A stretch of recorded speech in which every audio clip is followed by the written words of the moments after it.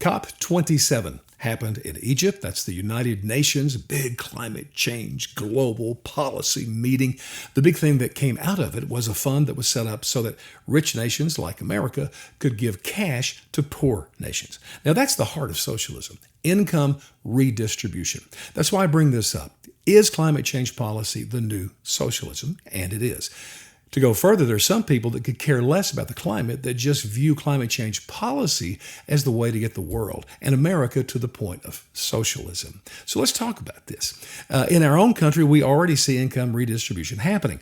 Now, Democrats are always for taxing the rich because they want to give that money to the poor. That's what they say. Social Security is income redistribution, taking money from people who are working to support those who are retired. And I'm not saying it's all bad, but let's face it, it is socialism. If we look at one of the great current examples down in Venezuela, Hugo Chavez before he died, and I know the leftists are saying, oh, you always bring up Venezuela. Hey, I have to. He was a socialist and turned his country into socialism. So we have to deal with that. First thing he did was take over the energy sector because they were rich off oil and gas. Then he took over the banking industry because he wanted to control the currency. So the government took ownership of those industries. That's happening here. Look at the auto industry. They're telling the auto industry they can only build electric cars, and that's it by a certain date, and we have to buy them. That's a big thing, too. They want to tell us what we can buy and what we can't. They own the energy industry. I know it's still private companies, but listen, they can't just go willy-nilly do what they want. They are controlled totally by government regulations. And I despise this ESG thing on Wall Street.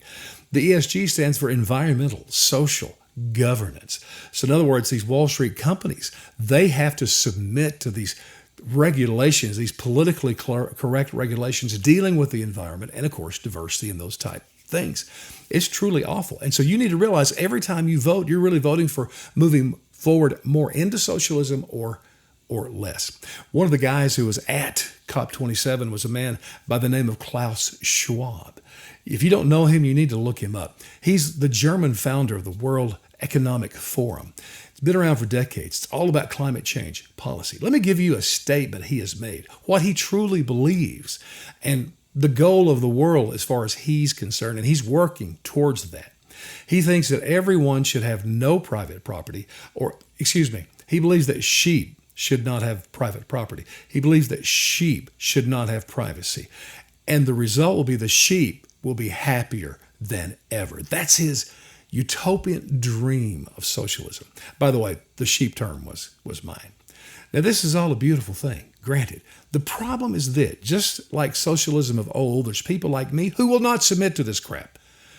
I'm not going to let you take my private property. I'm not going to let you take my privacy without a fight. I'll go to the grave fighting for those rights. Here's my own computer model prediction.